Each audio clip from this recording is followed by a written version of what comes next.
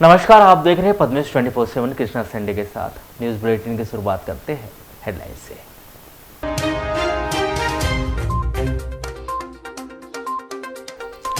EOW के हाथों 35,000 रुपए की रिश्वत लेते गिरफ्तार हुआ लालबरा तहसीलदार का रीडर। नाम निर्देशन पत्र जमा होने के बाद पार्टियों में शुरू हुआ रूठे को मनाने का दौर। पार्टियों की बड़ी चिंता, रूठे नहीं माने तो बिगड़ सकता है चुनावी गणित। पंप हाउस गली के 2 सैकड़ा लोगों ने किया नगरपालिका चुनाव बहिष्कार का ऐलान।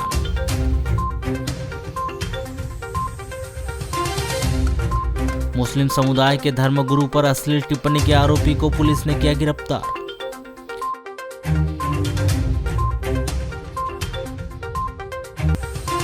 अधिकारी बनने के लिए 10,000 अभ्यर्थियों ने दी मध्य प्रदेश लोक सेवा आयोग की परीक्षा।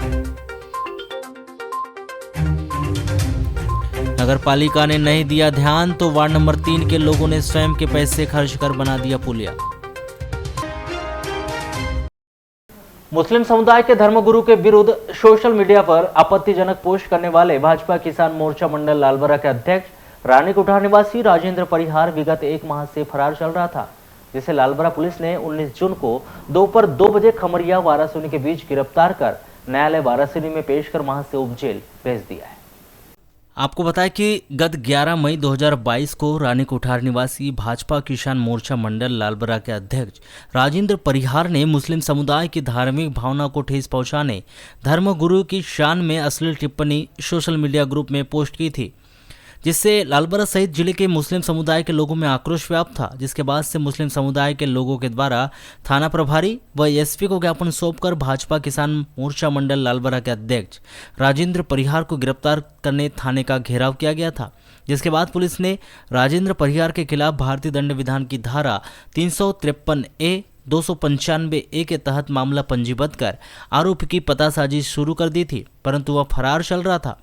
आरोपी की गिरफ्तारी नहीं होने से आक्रोशित मुस्लिम समुदाय के लोगों के द्वारा बार बार पुलिस प्रशासन को अल्टीमेटम दिया जा रहा था कि आरोपी को जल्द गिरफ्तार नहीं किया गया तो लालबरा बंद कर विरोध प्रदर्शन किया जाएगा।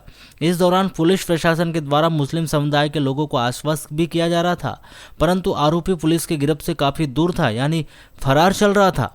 गत दिवस मुस्लिम समुदाय के लोगों के द्वारा जिला मुख्यालय में एसपी को ज्ञापन सौंपकर मुस्लिम समुदाय के धर्मगुरु के विरुद्ध सोशल मीडिया पर आपत्तिजनक पोस्ट करने वाले आरोपी राजेंद्र परिहार को 3 दिन के अंदर गिरफ्तार नहीं किया गया तो जेल भरो आंदोलन करने की चेतावनी दी गई थी।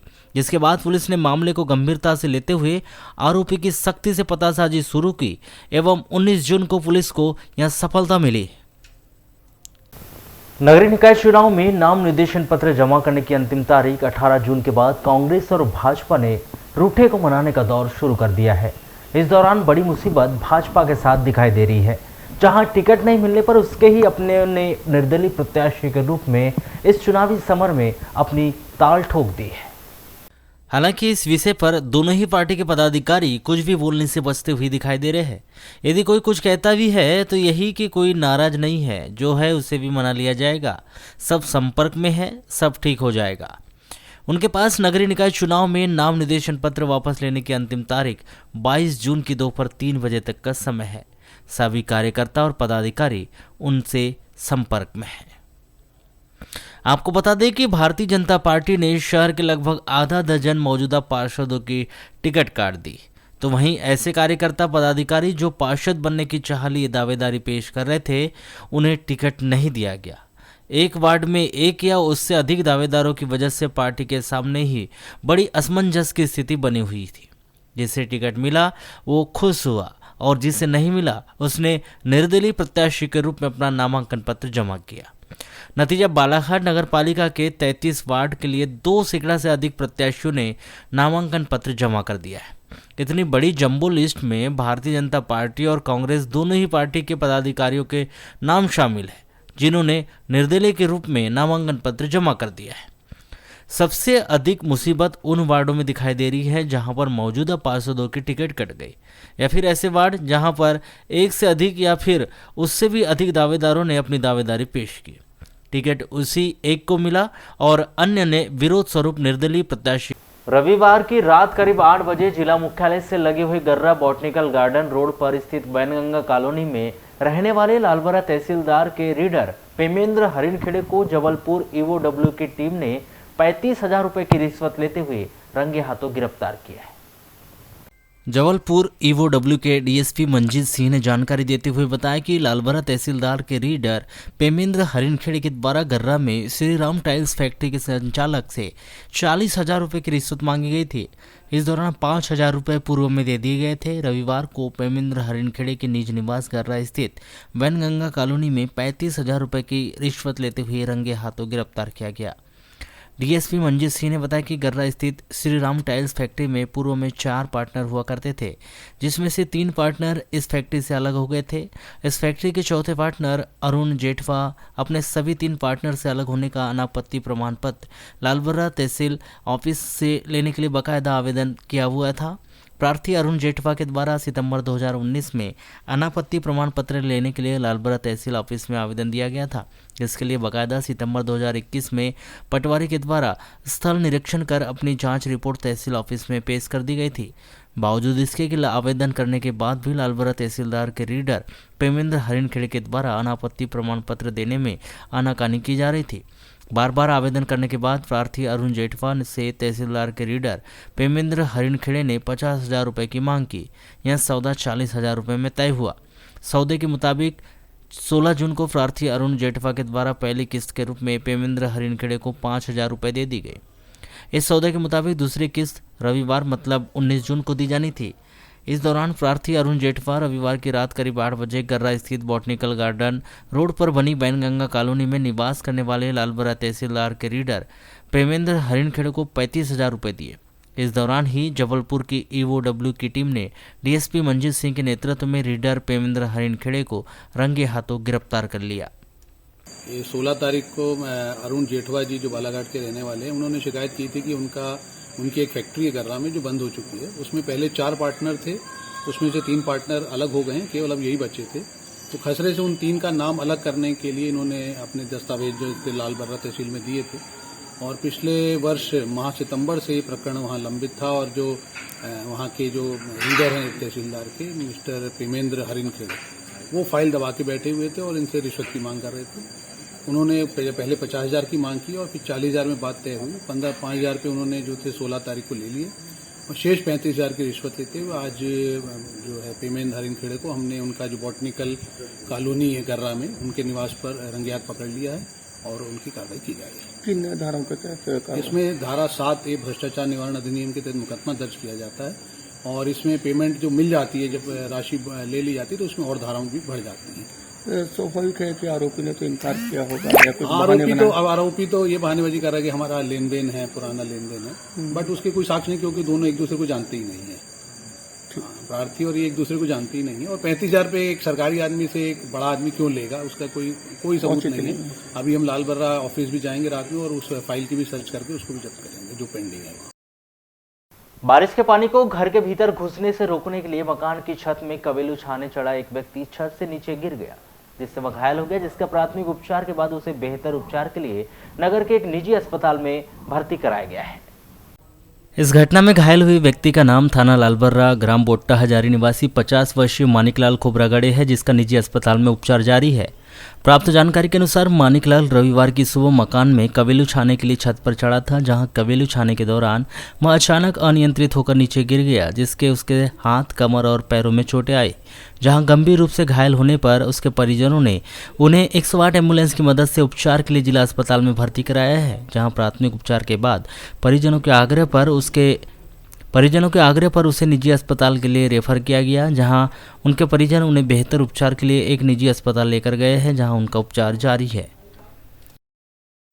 त्रिस्तरीय पंचायत निर्वाचन 2022 के लिए मतदान दलों को द्वितीय चरण का प्रशिक्षण दिया जा रहा है। आज 18 जून को आयोजित मतदान दलों के द्वितीय चरण के प्रशिक्षण में पीठासीन अधिकारी, मतदान अधिकारी क्रमांक 1, 2 एवं 3 के लिए नियुक्त 14 शासकीय सेवकों के प्रशिक्षण से अनुपस्थित रहने पर कलेक्टर एवं जिला निर्वाचन अधिकारी डॉक्टर गिरीश कुमार मिश्रा ने उन्हें कारण बताओ नोटिस जारी किया है।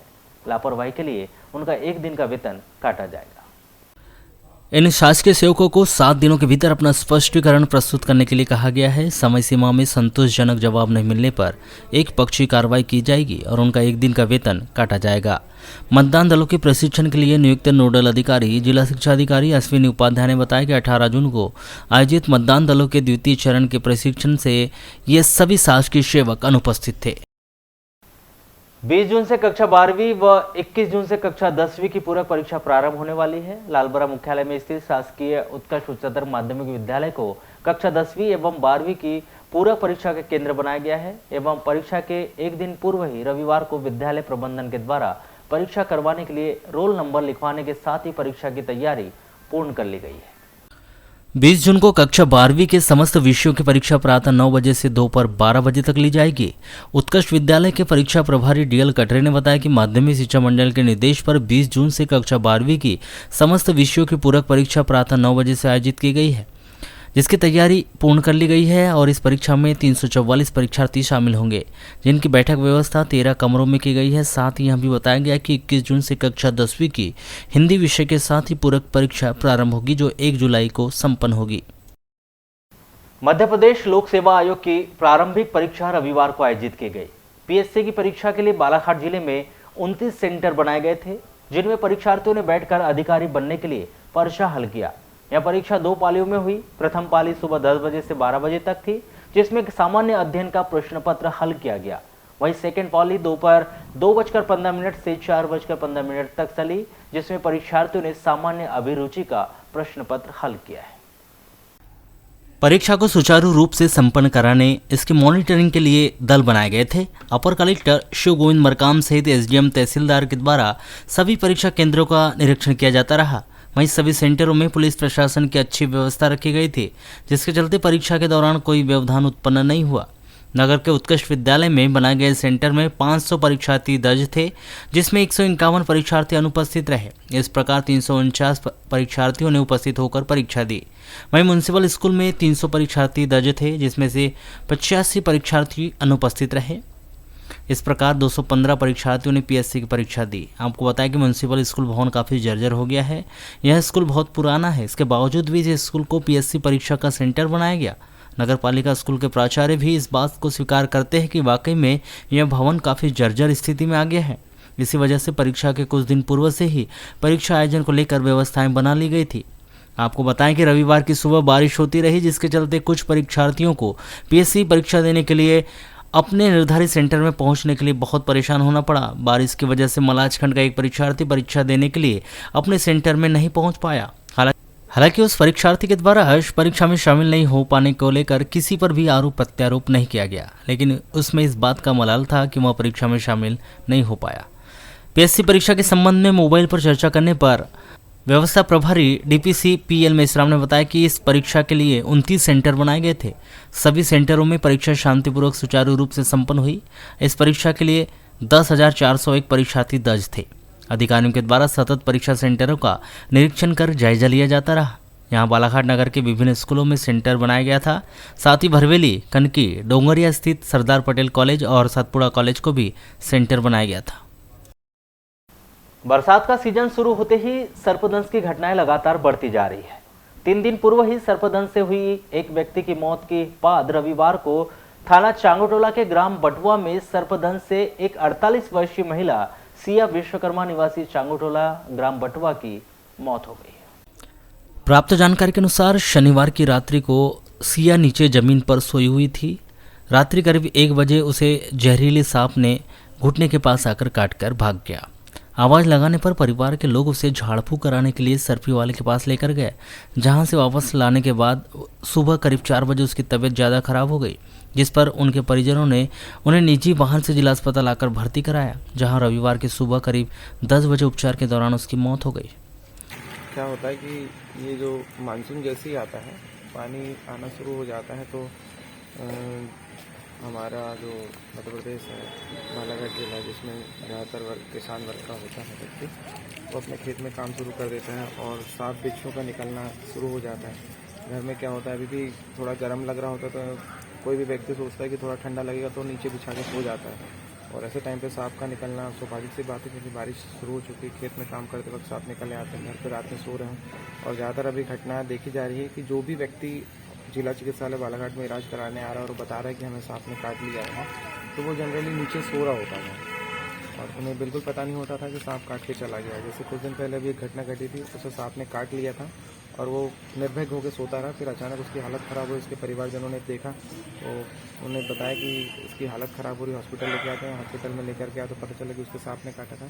उसके लगभग 1 से 1.5 घंटे बाद उसकी मृत्यु हो गई थी। अभी जिस महिला को लेकर आए थे, उस महिला को भी रात में लगभग 11 से 12 बजे काटा गया था अस्पताल में, घर पे अस्पताल। फिर घर से लेकर के आए थे, अभी सुबह ले आए थे 5 से 6 बजे कि सर्पदंश का केस है। उसका इलाज भर्ती रख के उसका इलाज किया गया, परंतु इलाज के दौरान ही महिला की मृत्यु हो गई। वर्तमान में हमारे जिले चिकित्सालय बालाघाट में जो एंटी स्नेक वेनम होता है, जो सांप काटने के उपरांत लगाया जाता है, तो पर्याप्त मात्रा में है। भर्ती करके पूर्णतः इलाज दिया जाता है। लेकिन मेरी एक आम शहर के वार्ड नंबर 2 पंप हाउस गली के लोगों ने भी जगह जगह फ्लैक्स लगाकर नगर पालिका पार्षद चुनाव बहिष्कार का ऐलान कर दिया है। पंप हाउस गली के लगभग 2 सैकड़ा से अधिक मतदाताओं ने वर्षों से मूलभूत सुविधाएं नहीं मिलने की वजह से चुनाव बहिष्कार की घोषणा की है। स्थानीय जनों ने बताया कि इस क्षेत्र में जो भी प्लाट जमीन भूखंड खाली पड़ा हुआ है, उसमें जल भराव की समस्या वर्षों से बनी हुई है।